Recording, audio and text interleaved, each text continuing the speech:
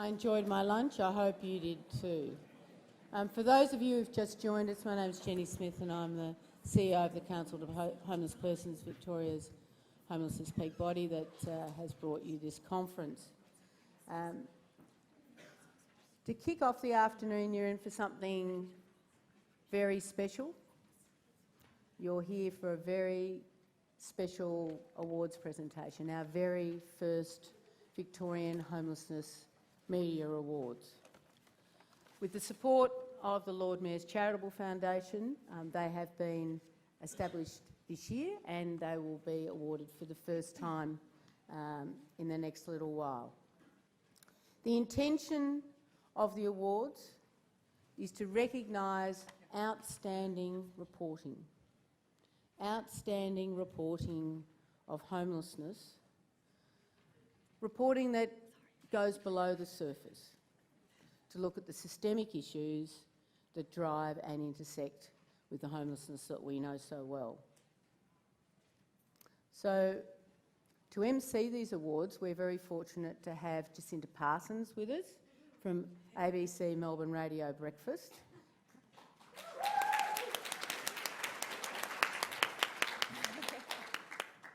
And I think from that round of applause we can tell that many of us, including me, wake up to Jacinta and Sammy Shah's dulcet tones each morning with breakfast radio, and many of you will remember that Sammy Shah was here a couple of years ago to present our Homelessness Awards, which he did very well.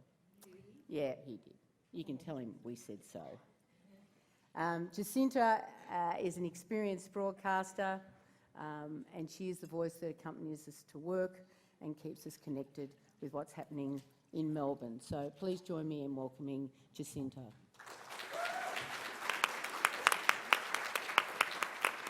You are totally my favourite, Helen. Thank you. Thank you, everybody, and Wominjenka, or welcome. I'd first like to acknowledge that this conference is being held on the lands of the Boonwurrung and the Woiwurrung peoples of the Kulin Nation, and pay my respects to their elders past and present. Unlike many presentation ceremonies, looking at you Brownlows, we're going to keep this to half an hour. There'll be no red carpet, no point tallying, but their brevity is no comment on the significance of the awards or the importance of the people being honoured by them. The journalists that we're acknowledging today are between deadlines and will be racing off to file stories for tomorrow's news. We're here to honour journalists who have shown dedication to reporting on homelessness, reporting that is ethical, inquisitive, and examines complex issues in an engaging way. As someone who last year took over the mantle of breakfast radio on ABC Radio Melbourne, after a long career in music radio broadcasting, I've become intensely aware of the freneticism of the daily news cycle. If you're looking to move into career as a radio producer or breakfast radio host, I'll give you an insight into my day. The most significant part of the day is the alarm clock. Mine wakes me up at 3:30 in the morning. I got up at 3:30 this morning. So if I cry, they're real tears. But they're tears because I'm really tired. And so after a pretty quick transition out of bed, I will say I showered the night before, I'm dressed and I'm sitting at my desk by 4 o'clock in the morning. I know, who would think? I'll have you know it's a pretty kooky Melbourne that I drive through in the morning at that time. I see a different side of us for sure. And then what it is, it's straight into the papers and news feeds from the ABC. We read everything that we can get our hands on. It's really hard to focus at that time. And we try and get a sense of what happened in the city overnight. We follow our own leads from the day before, and then we hit the airwaves at 5:30. The producers hit the phones. And normally we wait till around 6 a.m. because anyone answering the phone to potentially come on and be a guest before at that time will be woken up usually on the wrong side of the bed. But the producers are working hard to get the best talent to tell the best stories. And usually with 30 seconds notice, we'll be past a story and an interview, and we hit the air with content that aims to tell the stories that matter to Melbourne. So as you can see, my producers and my co-host Sammy Shah and I have to work like a well-oiled machine. We're always aiming to deliver engaging, entertaining and thought-provoking content in a distinctly Melbourne way while keeping people informed about important news locally and further afield. Giving important social issues the attention and in time they deserve, while also being conscious of what keeps listeners tuned in, what sells papers, generates clicks, is a difficult balancing act. Today's awards are all about acknowledging reporting that has found that sweet spot. All of the finalists have demonstrated outstanding ability to examine the issues of homelessness in an engaging, creative way that goes beyond stereotypes and sensationalism to lift public understanding. I'd now like to hand over to Lainey Harris from the Council to Homeless Persons, who will make some remarks before we announce the winners. Thank you, Lainey.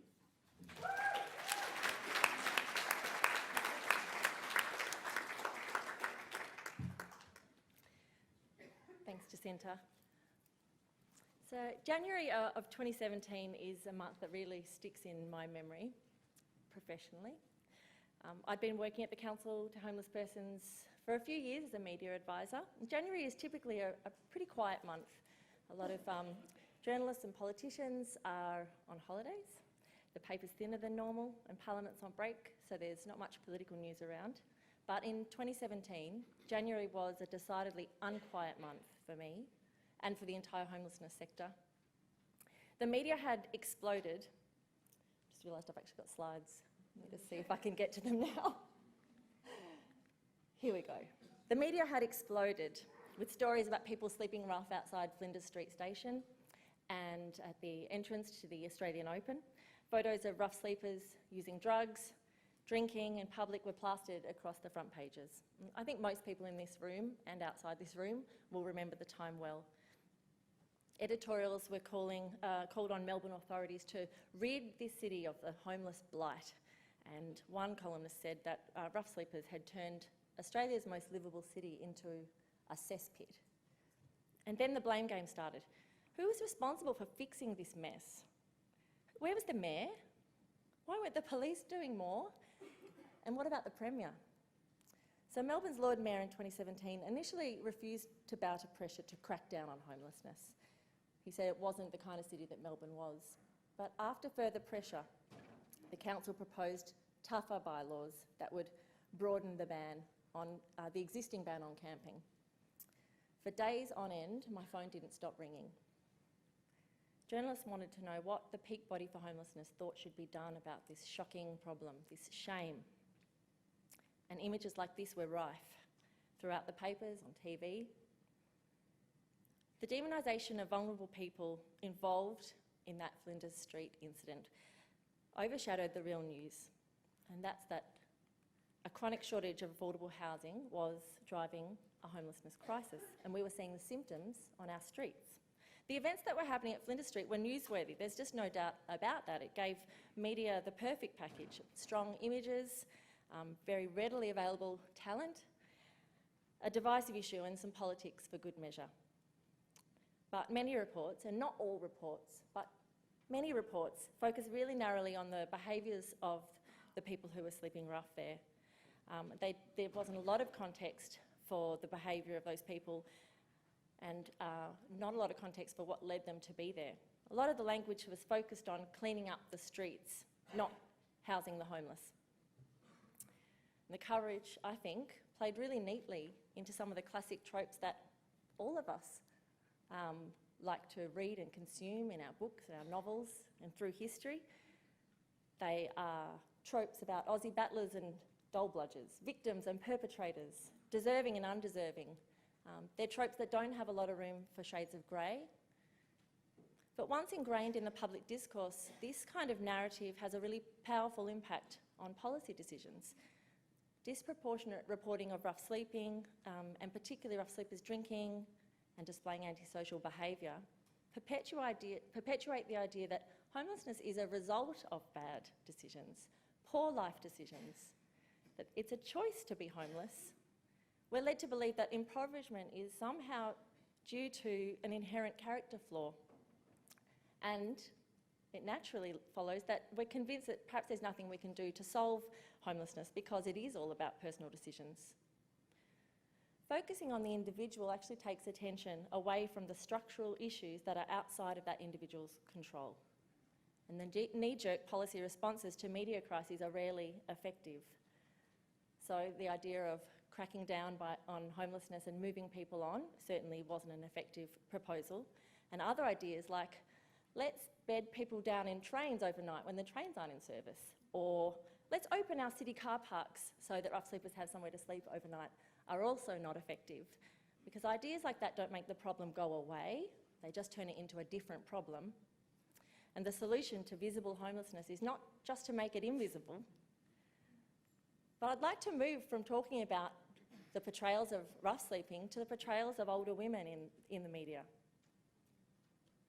In recent years, the media has picked up on the growing number of older women who are experiencing homelessness. And these are really important stories that should be told. And they appeal to the media and their audience, us. They appeal to all of us. And I think the reason they do is because we can see ourselves in them. We can see our mothers and our grandmothers. These are older women. They've worked hard. They've paid taxes. They've raised children. They don't deserve their homelessness.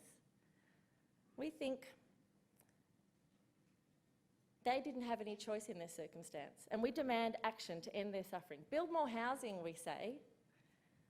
We might not have been able to see ourselves in the rough sleepers at Flinders Street, but we can most certainly identify with Mary, a 65-year-old grandmother who can't afford to pay the rent after her husband dies.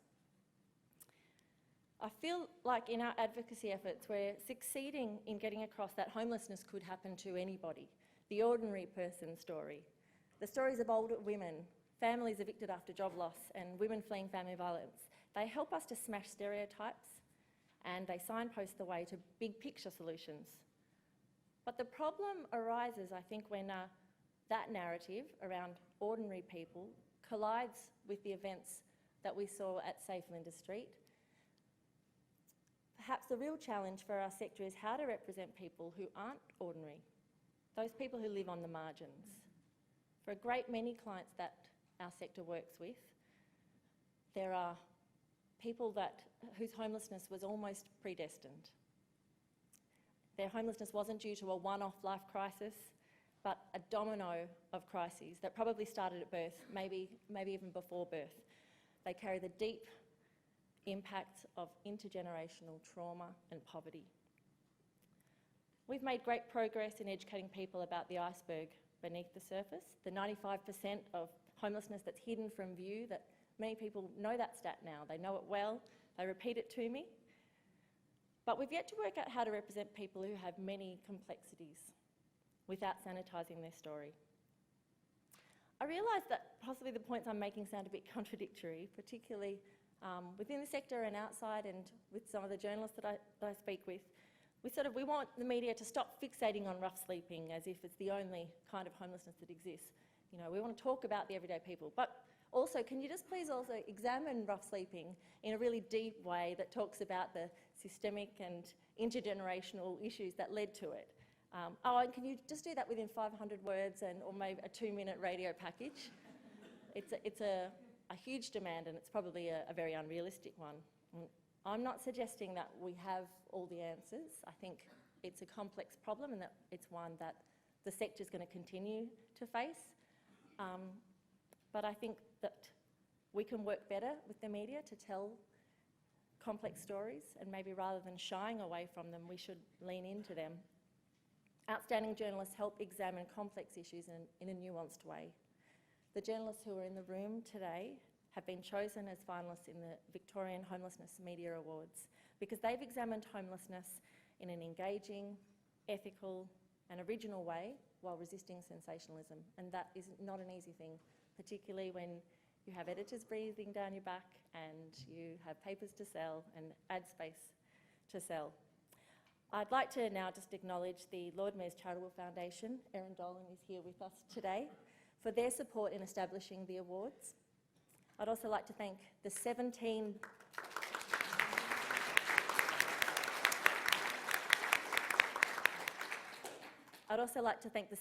judges that generously gave their time to read, listen to and watch the overwhelming number of entries that we received to the awards this year across 4 categories. And we have some of those judges here with us today. They were a multidisciplinary group judging panel that included people with a lived experience of homelessness, very well-respected journalists and representatives from the homelessness sector. My deepest thanks to the people I consulted with in the development of the awards, and I'd like to now hand over to Jacinta to get on with reading out the winners. Thank you.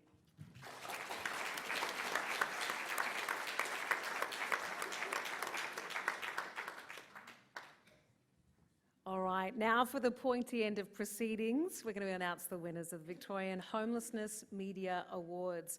When I announce the winner, can I ask each person to come on stage to accept their certificate and stop for a photo with Erin Dolan from the Lord Mayor's Charitable Foundation and Jenny Smith from the Council to Homeless Persons. All finalists and winners will receive a certificate featuring the artwork of Yalka Yabini Hawks Healing the Cuckoo Spirit Bird.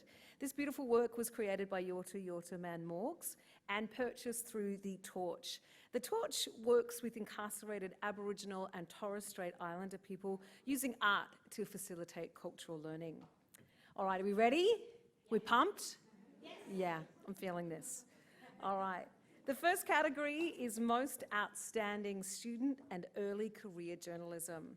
The category was judged by Andrew Rennie, Leader Community News, Rob Curtin, formerly from 3AW, Alison McDonald, CEO of Domestic Violence Victoria, and Alvis Martin, a homelessness advocate from the Council to Homeless Persons PESP team. Can I ask Andrew Rennie and Alvis Martin to make their way onto the stage while I read out the finalists?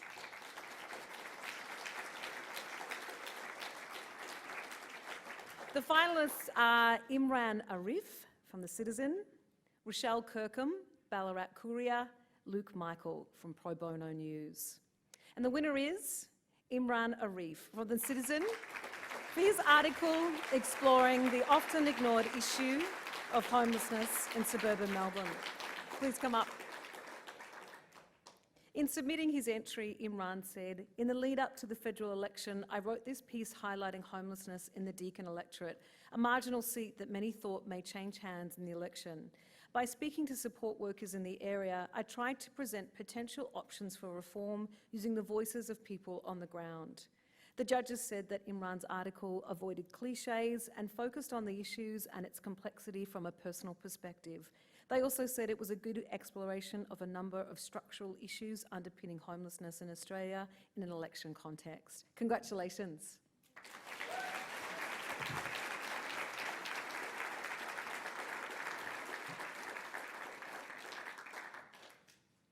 Feel good? Yeah, he's happy. The next category is for outstanding news and short deadline journalism. This category had the highest number of entries, making for an especially difficult judging process. The judges were Amy Hetherington from The Big Issue, Ian Royal, Herald Sun, Nigel Pernew, a homelessness advocate, and Jenny Smith, the CEO of the Council for Homeless Persons. Can I ask Ian Royal and Nigel Pernew to make their way onto the stage while I read the finalists?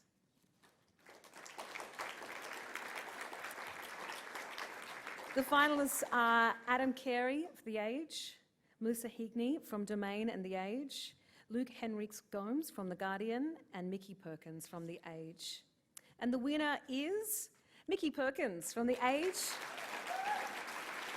for her story on crisis accommodation in Victoria. In submitting her entry, Mickey said, "I'm interested in highlighting how homelessness interacts with all other realities in people's lives, like mental health, gender, socioeconomic status and cultural background. This was an exclusive story and one that offered an interesting perspective on emergency housing." The judges said that Mickey's entry was a strong, newsy story with impact and personal stories to humanise the article.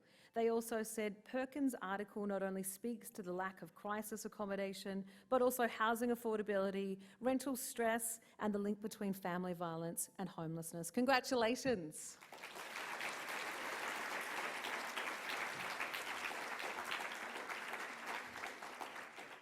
All right, we're doing well. Red carpet, who needs it? The next category is opinion and comment. The judges were Wendy Toohey from The Age, Tom Elliott, 3AW, Emma King, CEO of VCOS, and Annie Bracey from Launch's Lived Experience Advisory Group. This year, the judges decided that there was only one entry that met the eligibility criteria for the opinion category, as well as being of outstanding calibre. The winner of Best Opinion and Comment is Zoe Wunderberg, a freelance writer who wrote an opinion piece for Fairfax, which included reflection of her own experience of homelessness. While Zoe is walking to stage, she's there already, Zoe's article was titled, "Forget About Us and Them. For many of us, homelessness is just a few steps away." In submitting her entry, Zoe said, "I'm seeing an increasing division with our communities along fault lines of social and economic difference. I share a very personal story here to show the many paths to homelessness. It's always challenging to share a piece of yourself, but raising awareness is more important." The judges commented that Zoe's entry was incredibly enlightening and that she grasps the differences for people who are experiencing homelessness. Congratulations. Wonderful.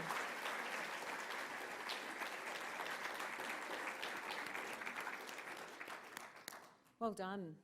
The next category is long lead and investigative journalism. The judges were Norman Humont from ABC, Shelley Hadfield, Herald Sun, Lorena Allam, The Guardian, Bevan Warner, Launch Housing, and Jackie Gibson, a homelessness advocate and graduate of the Council for Homeless Persons and the PESP team.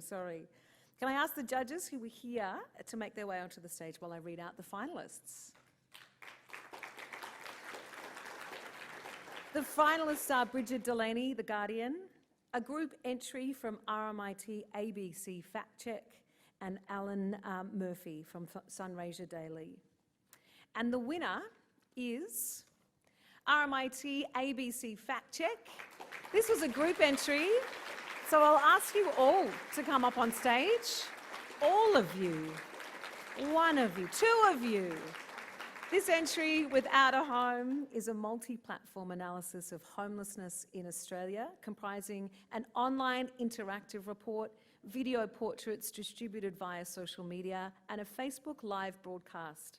The project combined rigorous online data journalism, poignant video profiles, and the emerging medium of live social media broadcasting. A Facebook Live event broadcast from the Dining Hall of Sacred Heart Mission in St Kilda also featured a person with lived experience, Jason, who joined experts from the sector and a politician. The judge said of this entry, or the judges, it is an outstanding and well-researched and original piece of interactive reporting. Thoughtful, original, using multiple platforms, featuring people telling their own stories with impeccable contextual information. Congratulations, ABC RMIT Fact Check.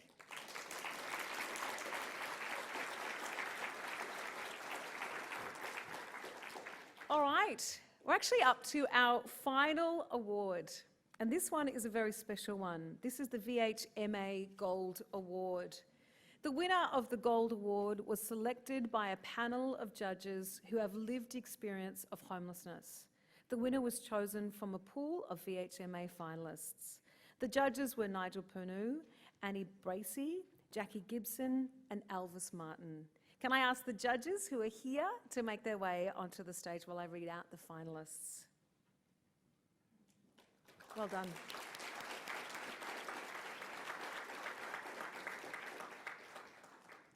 In fact, let's go straight to the winner. The winner of the Victorian Homelessness Media Awards Gold Award goes to Melissa Higney from The Age for her examination of the rising number of working Victorians who are seeking assistance from the Homelessness Service. Melissa's story highlights the issue facing thousands of Victorians who are working but unable to pay for private rentals because of rising rents.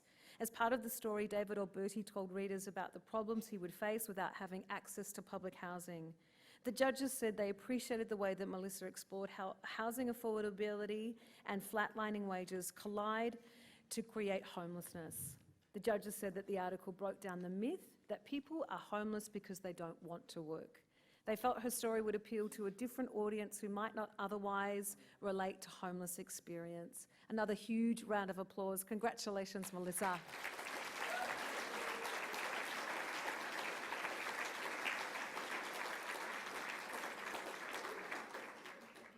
Brilliant. How well did we do? Fantastic. Congratulations to all the winners and all the finalists for their achievement. Good journalism often goes unrecognised, and I'm really thrilled and very honoured to be part of an event that lifts up some of Victoria's most outstanding journalists and writers and recognises the role that good journalism plays in leading us to end homelessness. Thank you.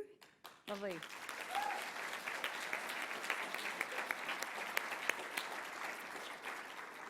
Thanks, everyone. And I'm sorry for that, Melissa. We actually gave her a certificate with the wrong surname because there's another Melissa who was a finalist.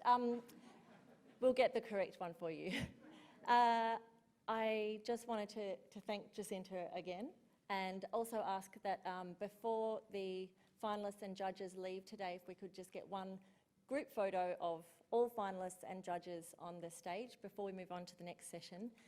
We will be segueing very smoothly into the Mark Chenery advocacy session, but those that need to leave, obviously, please feel free to do so after the photo. And can I just say, can we all give Lainey Harris a round of applause? This would not have happened without Lainey Harris or Lord Mayor's Charitable Foundation.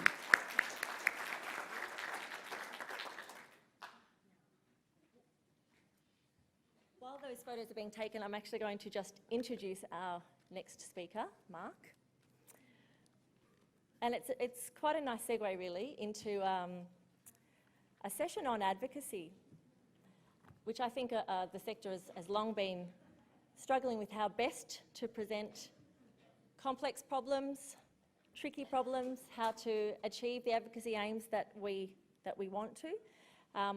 Just in my speech alone, I hope that I was able to bring attention to some of the problems that we encounter, but the best way to persuade the public and decision makers is something that Mark is going to be able to speak to us.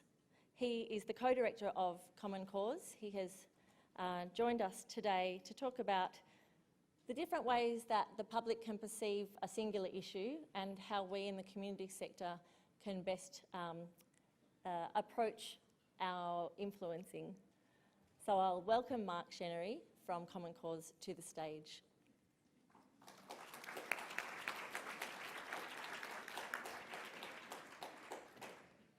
Thank you. Afternoon, everyone. Today what I'd like to do is share with you the Common Cause approach to motivating support for social and environmental issues. It is an approach which is based on decades of research from the fields of social psychology, cognitive linguistics and behavioural economics. And I'm going to synthesise 3 decades of that work in 30 minutes. So listen up. But before I get started, let me ask you a question. What do you see here? Call it out. A duck, rabbit, a rabbit duck. Funnily enough, you'll be able to see a rabbit and a duck, but not a rabbit duck. Because what is going on inside your brains is it is very rapidly toggling between different ways of perceiving the exact same visual information. And this is a really important concept in cognitive linguistics, and it's called biconceptualism. And it's the ability of our brains to perceive the same thing from different perspectives. Perspectives that when you're seeing it from one perspective or another, changes what you see and what you don't. And this is important because you'll often hear communications experts tell you to meet people where they're at. But that is hugely misleading advice because there is no fixed place where most people are. Most people on most issues are able to see those issues from very, very different perspectives.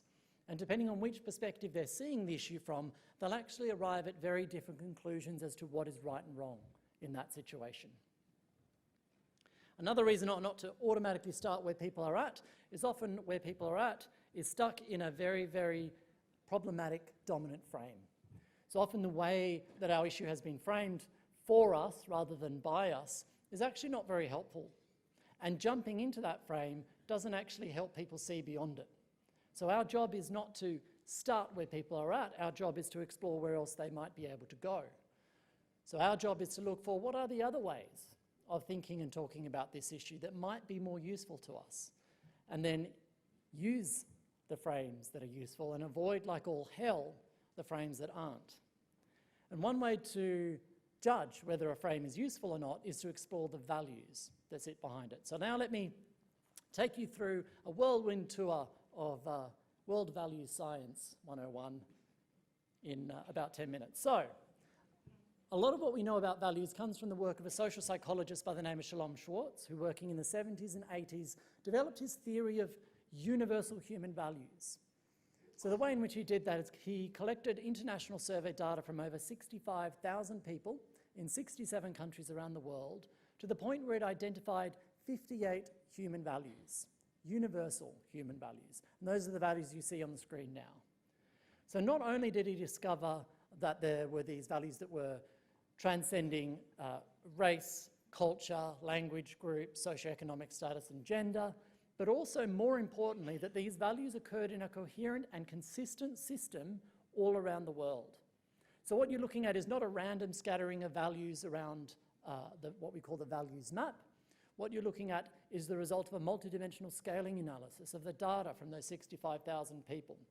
Would someone like to explain to me what a multidimensional scaling analysis is? Because I genuinely don't understand it. What I do know, however, is that it means that the closer the values are to each other on the map, the stronger the connection between the values. The further the values are away from each other on the map, the weaker the connection. So the less likely that that one individual would hold those two values strongly. So that means that, for example, if I'm someone who values being moderate, which is down there in the bottom right-hand side of the map, I'm also likely to value strongly things like accepting my portion in life, being obedient, respect for tradition, and so on, which should make intuitive sense. And I'm unlikely to value things on the opposite side of the map, through the middle, on the left-hand side, things like creativity, curiosity, and freedom, which should also make intuitive sense. And this is true for all of the values around the map. So what Schwartz did then is he said, okay, so that's what the computer spits out at me when I put in all that data. What I can see here is 10 distinct and meaningful value segments or values goals for human beings. Benevolence values, so these are values like responsibility, honesty, and loyalty. They are altruistic values. So they're about concern for the needs and welfare of other people beyond yourself, but limited to people with whom you have frequent contact. So your friends, your family, your community, maybe abstracted out to your nation. Then you've got universalism values. So these are, again, altruistic values, but instead of being just limited to people with whom you have frequent contact, it's extended out globally or universally. So things like equality and social justice and broad-mindedness, but also to other elements of nature. Then you've got self-direction values, freedom, curiosity, creativity.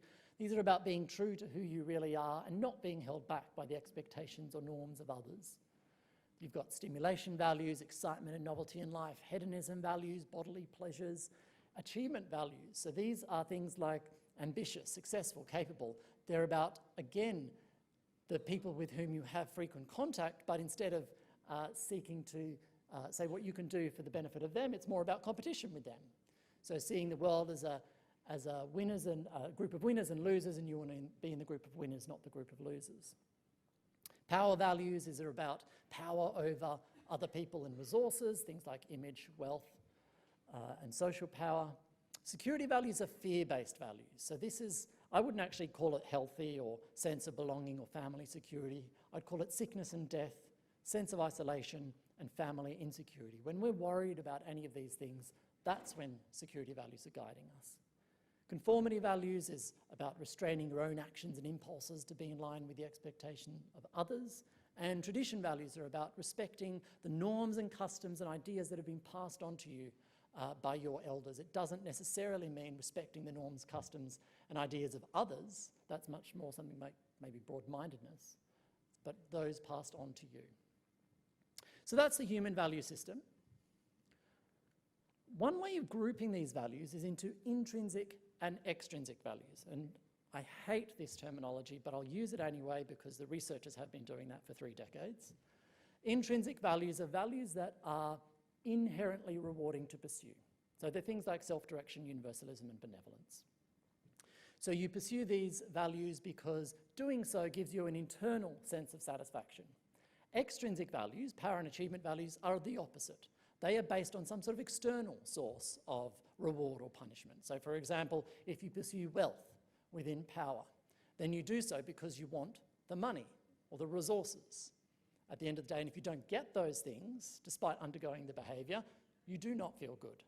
Whereas if you pursue honesty within benevolence, which is an intrinsic value, just being honest makes you feel good, even if it might end up costing you money. Now, the reason why I'm introducing intrinsic and extrinsic groupings is because so much research has happened over the last 3 decades to explore the relationship between the values that are driving people and their actual attitudes and behaviours on a range of social and environmental issues. So we know, for example, that people, when they are driven by intrinsic values, so self-direction, universalism and benevolence, are more likely to think and act altruistically. They're more likely to seek to cooperate with others as opposed to compete. They're more likely to show interest in big issues. They're more likely to engage in a range of environmental behaviours like recycling, picking up other people's litter. They're more likely to believe that companies should be held accountable for their social and environmental impacts. They're more likely to be politically active, so civically engaged, particularly if self-direction values are important to them. They're more likely to seek peaceful solutions to conflict. They're more tolerant and accepting of people who are not like them. They're more likely to believe that human rights and poverty are important social issues that we should deal with collectively. They're more likely to buy fair trade products and do so consistently. They're more likely to volunteer, and they're more likely to donate. So Common Cause Australia only works with social and environmental organisations, and for the most part, in fact, for the whole part, these are the sorts of attitudes and behaviours that are useful to those organisations typically. So what about extrinsic values? Well, pretty much the opposite. So when you are driven by power and achievement values, you're more likely to think and act selfishly, competitively, antagonistically, so what's in it for me? You're more likely, actually, if you're high on power and achievement values, to be anxious and depressed than the average member of the population. You're more likely to have a high environmental footprint. You're more likely to be nationalistic, homophobic, racist, anti-immigrant, sexist, seek military solutions to conflict, and exhibit something called social dominance orientation, which is the belief that your culture, your community is superior to that of everyone else. And here's often where I have a picture of Trump, but I missed it from this slide deck. Now, security values are neither fully intrinsic nor fully extrinsic, but they are really important. When people are fearful, it bleeds over into our power and achievement values and activates all the same types of attitudes and behaviours, with the addition of intolerance of ambiguity. When we are scared, we want black and white solutions to the thing that makes us feel scared. We do not want novel, creative solutions.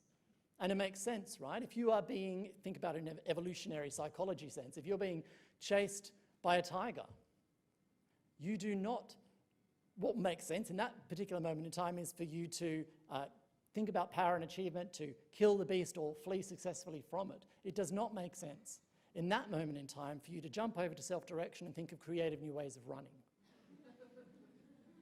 And this is why our values are so important, and this is the way that why they work as they do, and they only ever work as I've displayed it on this screen. You cannot increase people's altruism by appealing to their concern for wealth or achievement or social power or image.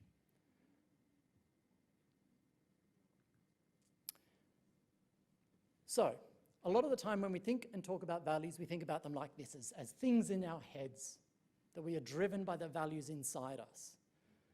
But in the last 5 to 10 years, there's a flourishing new branch of value science, exploring the extent to which the things that we see and hear and read about or otherwise experience, in other words, our context, the way in which these things drive which values are guiding us in that moment. And what they're finding is that our context can be a lot more important than our disposition in determining how we think and act on social and environmental issues. Now, this is known as values priming. So values priming is the process of grabbing a value from anywhere in people's value system and temporarily placing it at the top of their list of priorities, subsequently influencing how that person thinks and acts. And this all, by the way, happens at the subconscious level. So I'm going to show you a few quick examples to illustrate this, but they're selected from hundreds of studies that show very, very predictable results. So this is a study from the United States at a university in Missouri. And what they did is they primed a bunch of students with different types of identity. Some simply as humans, some as Missouri students, some as American without any context, some as extrinsic American, and some as intrinsic American. So those randomly assigned to the extrinsic priming condition were reminded that the American people are known around the world for their focus on wealth, financial success, and material gain. Americans are also known for their competitiveness and for their movie industry with its Hollywood ideals of beauty, celebrity, and fame. It's a whole bunch of power and achievement values there. While those randomly assigned to the intrinsic American priming condition were reminded that the American people are known around the world for their generosity and their willingness to pull together in times of need. Americans are also known for their ideal of self-expression and personal development and for their strong family values, self-direction, universalism, and benevolence values. Then what they did is they asked all of these people to recommend an ideal ecological footprint for America in 5 years' time. And this is what they found. So the humans are our control group. They established the baseline. And what we're trying to see here is where the different priming identities leads to different values and therefore different levels of support for ecological footprint reduction. So down is good on this graph. Those primed with the extrinsic, the power and achievement vision of American identity, recommended virtually no cuts to ecological footprint beyond the control group, which means basically no impact of the priming in that particular case. Those primed as Missouri students recommended a little bit more. And this might be because when we think about ourselves as part of identifiable smaller groups to which we belong, that activates our benevolence, community values, which are associated with increased environmental concern. While those primed with an intrinsic American identity recommended steep reductions to ecological footprint for their country in 5 years' time, which is a radical shift in attitudes based purely on the identity that had been randomly instilled in them moments earlier. Scarily enough, those simply primed as American without any context as to what that meant recommended increases to ecological footprint for the country in 5 years' time, which is a cautionary tale not to assume we know what people mean by their identity. And in fact, in an Australian context, I've seen messaging research on people seeking asylum in Australia. And if the message started with, as Australians, we should do X, Y, Z to support people seeking asylum, the message flopped, it bombed. If we change that to, as caring people, we should do X, Y, Z to support people seeking asylum, it was a successful message. Okay, so that's attitudes. It's sort of believable that you prime a different way of thinking about yourself and your group, and then people say they want something different. What about their actual behaviours? So in this study, Karaman's got almost 100 participants and split them into 3 different groups. One group was asked to list reasons for and against honesty and loyalty, which are benevolence, intrinsic values. One group was asked to list reasons for and against success and ambition, which are achievement, extrinsic values. And a third group did an unrelated, values-neutral task. They're our control group. Then what they wanted to do is measure helpfulness. So they said, thank you for your time and participation in the study. It's now complete. But on your way out, do you mind seeing my colleague in the next room just to fill in some forms? So one by one, people go into the next room. And as they sit down, this incredibly clumsy colleague, every single time, happens to knock over a cup of 10 pencils. And the real test, of course, was who picked up the pencils and how many did they pick up in the allocated time. So, turns out most people are good people. The control group picked up lots of pencils. But those primed with honesty and loyalty picked up significantly more pencils than those in the control group. Now, what's going on here is on the values map, honesty and loyalty, right between them on the values map is a value called helpfulness. So one thing that they were testing in this research is something called the bleed-over effect, and that is when you engage any value in people, you also engage nearby values in a sort of ripple in the pond effect, where it gradually becomes more diffuse the further out you go. What this means for you is that you can be creative in the values that you're engaging, knowing that it'll bleed over into nearby values. You don't always have to talk about the same issues in order to engage the values that make people feel like what you're after is good. What about success and ambition? Did they just pick up just as many pencils as the rest? Seeing a few shakes. No, they did not. They picked up less pencils. And this is demonstrating another priming effect that we see all the time, and it's called the seesaw effect, which is that when you prime values on one side of the values map, you necessarily suppress values on the opposing side, which means that reminding people of the importance of money, for example, suppresses their pro-social and environmental attitudes and behaviours. All right, finally, one more piece of research for you. In one study, people were asked to fill in either the consumer reaction survey or the citizen reaction survey. Now, these terms and identities, again, similar to the American one, activate very different ways of thinking about who you are and your identity and the values associated with that. You can guess that consumer values might be more associated with materialistic power and achievement values, whereas citizen values something else, probably more benevolence, universalistic perhaps. And in this study, turns out that those who filled out the consumer reaction survey, and by the way, the surveys were completely identical, the only difference was the name. Those who filled out the consumer survey felt more positive about power and achievement values like image, wealth and success. Not only that, they became less cooperative in a subsequent game. They felt less personally responsible for environmental issues, and they actually reported feeling more anxious and depressed than the citizens. All because of the random assignment of one word that they read, which influenced how they then perceived the survey. All right, let's face some facts. I deeply, humbly wish that this vision of humanity was true, that we are the thinking people, that we weigh up all the facts and figures before us in order to arrive at logical conclusions as to what is right and wrong in any one situation. And while it is true that human beings are uniquely capable in the animal kingdom of rationality, the cruel reality of it is that we just don't use that rationality the vast majority of the time. Most of the time, when we're making decisions, the way we go about that is there's a range of options before us. Some options will just feel more right than others. And so we go with the ones that feel right. And then what we do, if we ask ourselves, why did I just do that? Or someone else asks us why we did that, we come up with all the facts and figures we can find in our heads to support that conclusion. Or perhaps we go over to Google and we ask Google to help us with some more facts and figures that support the way we've already chosen to act. And so what happens, do you reckon, if someone who's made a choice, you confront them with facts that show that they were utterly wrong in having made that choice? What do? They say, shit, my bad.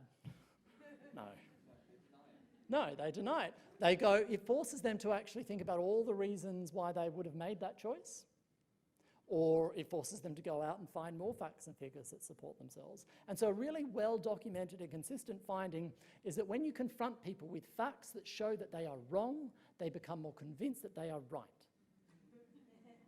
And it happens to you too, don't laugh.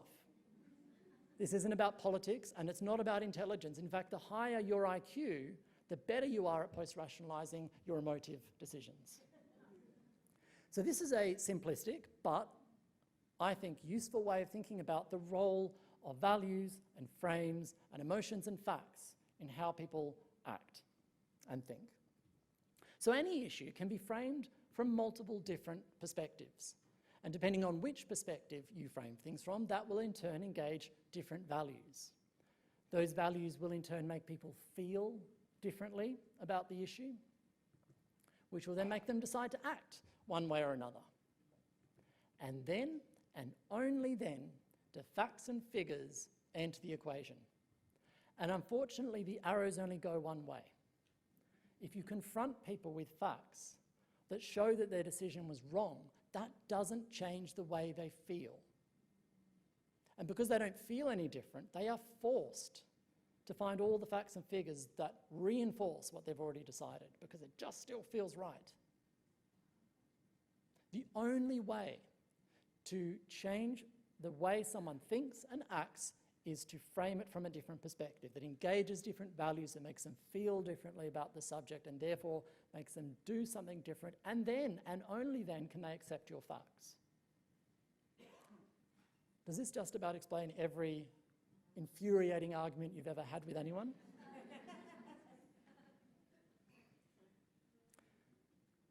So, how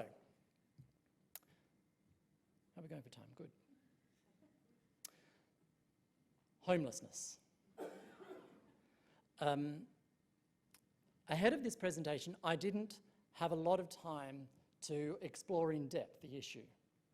And what we often do is really detailed research. So I'm just pointing that out just to say that you should take what I'm about to say with a grain of salt. But also, what I'd encourage you to do is to take what I've just presented and think about what that means in your context. I think Lainey did a really great job of outlining some key helpful and unhelpful ways of thinking about this issue. One unhelpful way that people often use to talk about their issues, and this doesn't just apply to you, it applies to environmental and social issues across the board, is to frame the issue from the perspective of how it hurts the economy. So what happens when you frame your issue in terms of dollars and cents is that it forces people to think about it from an economic or a power wealth perspective. That makes them feel more selfish, more competitive, more antagonistic, more homophobic, racist, nationalistic, and so on. And it's not going to be helpful for you. So we have done quantitative message testing on a range of different issues here in Australia, and others have done similar research overseas. And the economic framing, as much as the media, have they left? As much as the media loves it, doesn't work for us. It is never the winning argument because it just makes people feel like extending endless support to people who are homeless is not the right thing to do. Other ways of framing it that aren't helpful from a values perspective probably would also be the crime angle. Because when I'm fearful, that bleeds over into my power and achievement values. And that does not make me feel kindly towards people that I might think might be the source of my fear.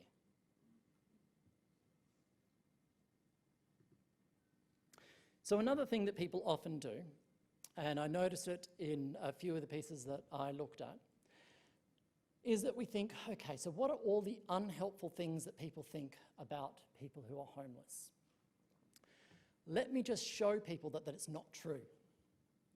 And so either we use facts and figures to do that, or we engage in something called myth-busting, where we remind people of the things we don't want them to think, and then tell them it's not true. And so this is not an Australian example. This is an example I came across in New Zealand, but I think it illustrates the point quite well. This is myth-busting. This is something called negating. And it's saying, it's not true, the thing you might be thinking right now because we reminded you of it. So the values that this is based on is achievement values. There are winners and losers in the world. And homeless people are not losers. Okay, so that's the downer. That's the, here's some things that we can do wrong.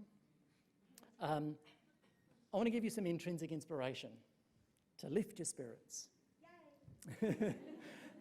These are not related to homelessness specifically, but I hope you'll see the application. So I'm going to show you a couple of different pieces of communication which are trying in a creative way to get people to think differently about other human beings who they may judge too harshly.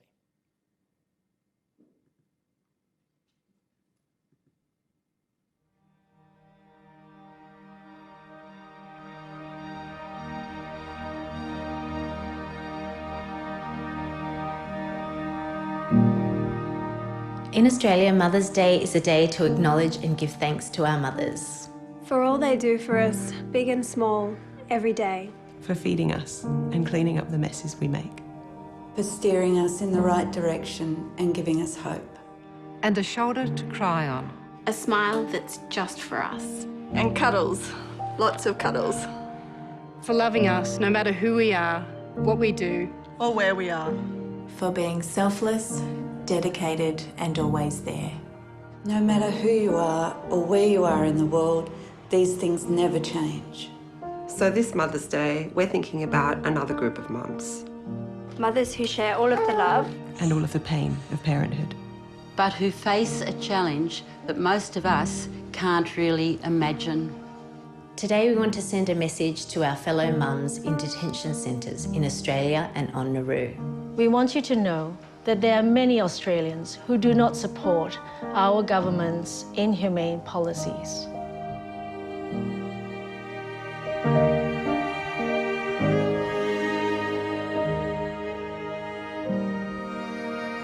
and we, along with thousands of others, are doing everything we can to make our voices heard.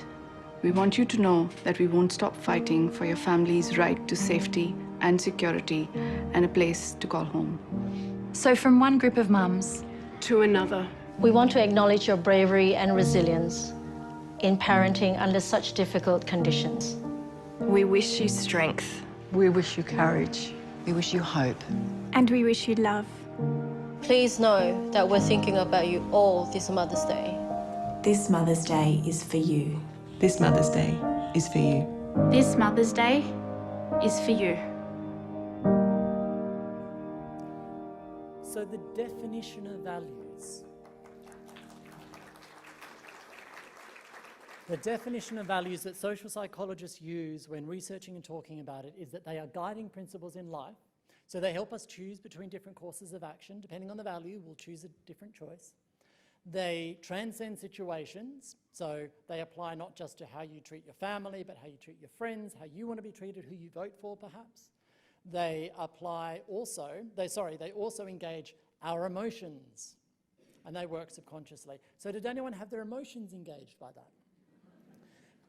Anyone want to sort of venture to guess what values were being engaged there in you?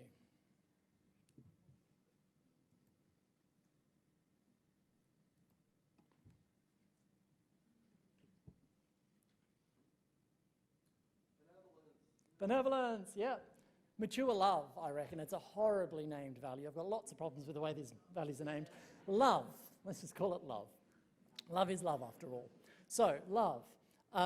Very much on purpose, this was a Common Cause-inspired communication. They engaged love on purpose, and for half the video, that's all they were focusing on before they transitioned us over, bled us over into social justice, right up there.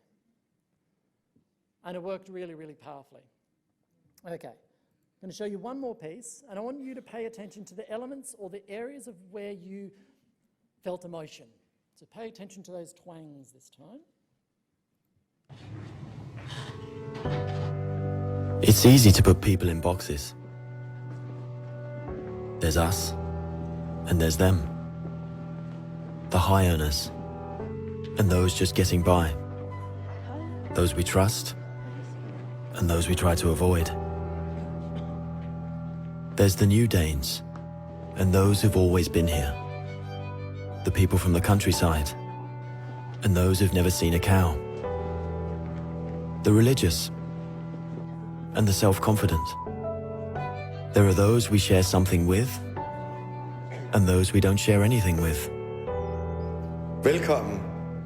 Jeg kommer til at stille jer nogle spørgsmål i dag. Nogle af dem kan godt være lidt personlige, men jeg håber, I vil svare ærligt på dem. Hvem herinde i rummet var klassens klovn?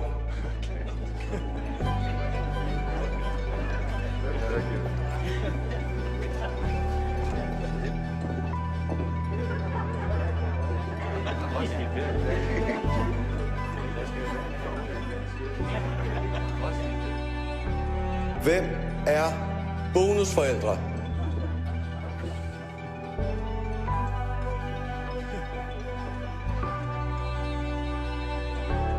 And then suddenly, there's us.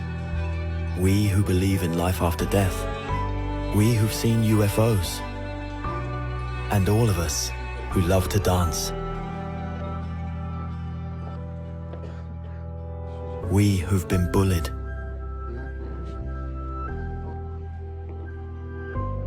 And we who've bullied others.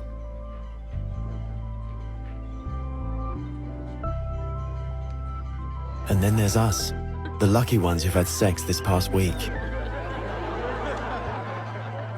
We who are broken-hearted. We who are madly in love. We who feel lonely.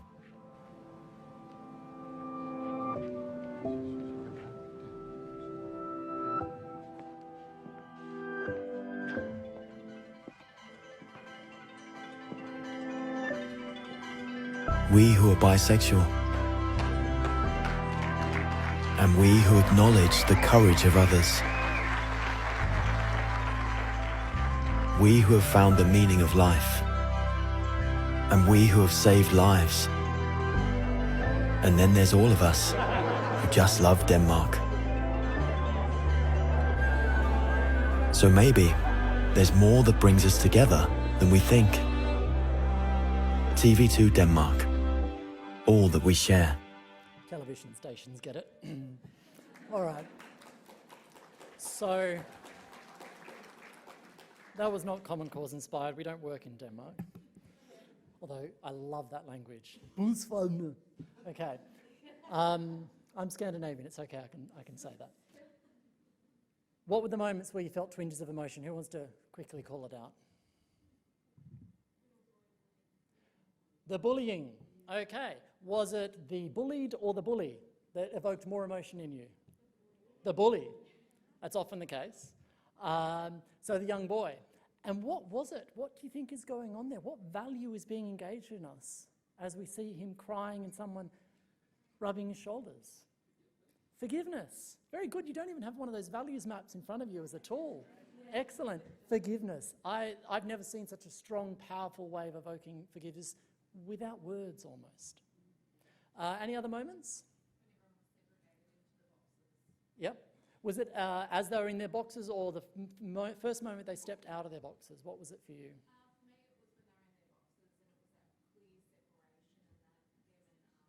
Yeah, that sort of divisions in society. And a lot of people often say, and it's that moment where you first see the overhead shot of them stepping out of their boxes where you go, oh, it's about unity and love and everyone's just, yeah. Equality. Something else?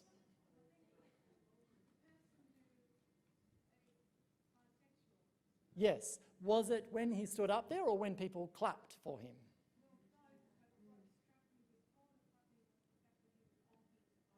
Yeah.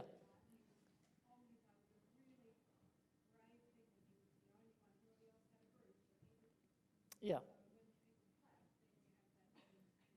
There's this release almost. And what is it? What are we feeling grateful for that those people are exhibiting? Acceptance. The word that is used in the values map is broad-mindedness, and it's up there in universalism. It's the idea that even if they're not like us, it doesn't matter. We should accept people for who they are and how they are, or if not, celebrate. So lots of different values being engaged in that one. I thought that one would be a good one to show you as well, for its uplifting and explanatory potential. Okay, so that's it. Now, I wanted to leave a little bit of time for any questions that people have, but also to let you know that I'm also speaking on a panel session straight after this with Bronwyn Pike, and I think it's in room B, if you have any sort of more specific questions or thoughts. So,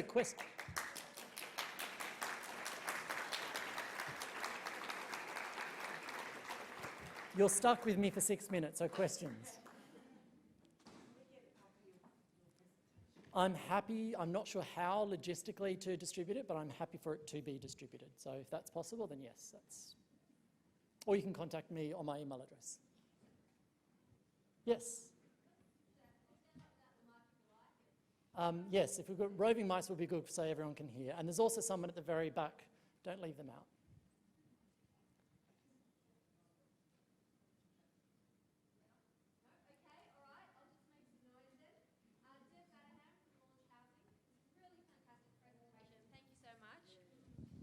I still feel emotional.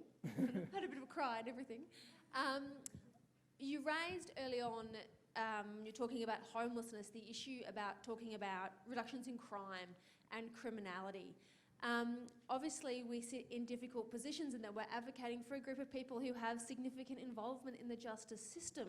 Are there ways from your background and expertise, that you would recommend that we can talk about those people and their experiences in a way that is more positive? Absolutely. Great. Yeah, Thanks. and it's not. It's based on evidence from other work that I've done in Australia, and also a little bit of, cognitive framing, common sense. And one would be to, when you are talking about people who have involvement in the justice system, focus on the choices and decisions and agency of those in the justice system, not the people who you're advocating on behalf of. Externalise the source of the problem. The reason why they are in the justice system is things around them rather than things inside them. That's a really broad way of putting it. Does that make sense? So talk about the actors and the choices that are made by others that are barriers for these people to live the good lives that they are entitled to live, just like any of us. Does that make sense? And again, not being a specialist in the issue, I'm not going to venture into things, but I'm sure there are incredible injustices that happen on a daily basis that make it really hard for these people. And so focus on them. Do not talk about their choices. Talk about the choices others are making that are making life hard for these people that you're advocating on behalf of. Because if we understand the problem is external, we see the solution as external. If people think the problem is internal, it's their choices, bad choices, then the solution is internal. It's up to them to act differently. Yeah. Hi, Rowan Sweeney, State Road Children's Resource Program. My colleagues and I do advocacy all the time. And so my question, I guess, is just, why do we instinctively get it wrong? Why do we go for the numbers? Why do we go for the fact checks? Yep. Is that just the media priming us to think like that and we imitate them, or? Yeah, I think there's 2 or 3 different things going on. One is we pander to the dominant narrative. So the reason why we all go, and I've done it myself. So before I came across Common Cause when I was a practitioner. I was working in community engagement and campaigning, and I had spent 6 months producing a report on how hunger in Africa, endemic hunger in Africa, particularly amongst children, how that was hurting the economy. And I put a great big figure on it because I knew the media would be interested in that. So it's because we see that as the dominant narrative, so therefore we have to talk about our issues from that perspective, otherwise people won't listen. And the thing is, to a degree it's true, it's hard to get your stories out there. But from our message research, we know that those stories then don't lead to any sort of useful change in the way people think about the issue or act on them. So therefore, it's better to not have any stories than to be putting stuff out there that actually makes people think in unhelpful ways about the issue, that might further stigmatise or reduce support for our issue. I think the other thing is that when someone says something that is not true, our natural instinct is to argue the facts with them, in part because we are so attuned to this belief that people are rational. And so long as we think that people are making rational conclusions, then it makes sense to argue. Whereas I hope what I presented has sort of invited you to think about, okay, don't argue, provide a different perspective. And you can probably look back at your own experiences of transformation and say, yeah, actually someone did provide that different perspective, and that's what led to a different journey for me. So I think it's very, very natural to jump at things that are inaccurate and repeat them and show how they're wrong.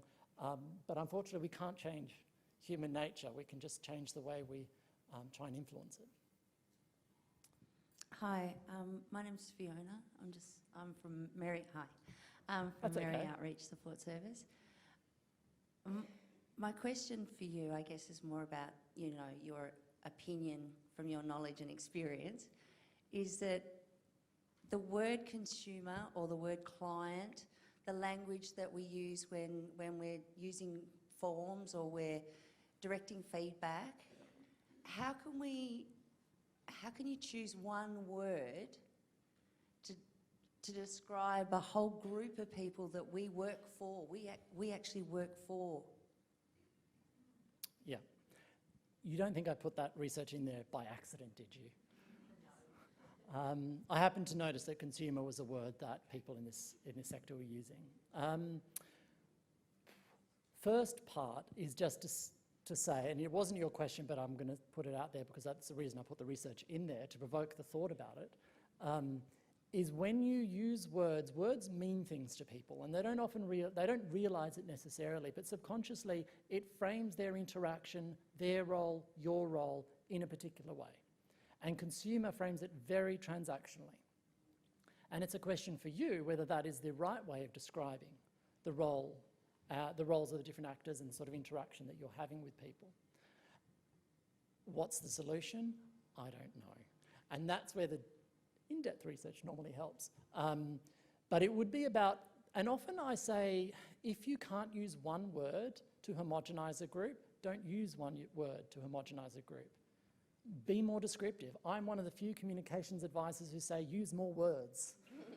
Okay? Because sometimes that is better than using words that simply don't help us. I mean, on a form. Your graphic designers will hate me, but yeah. I would look for an alternative to consumer, to be honest. I know that's not an easy thing to put out there, but yeah. I think we'll have to leave it there because I'm fairly sure we're at time now. So thank you.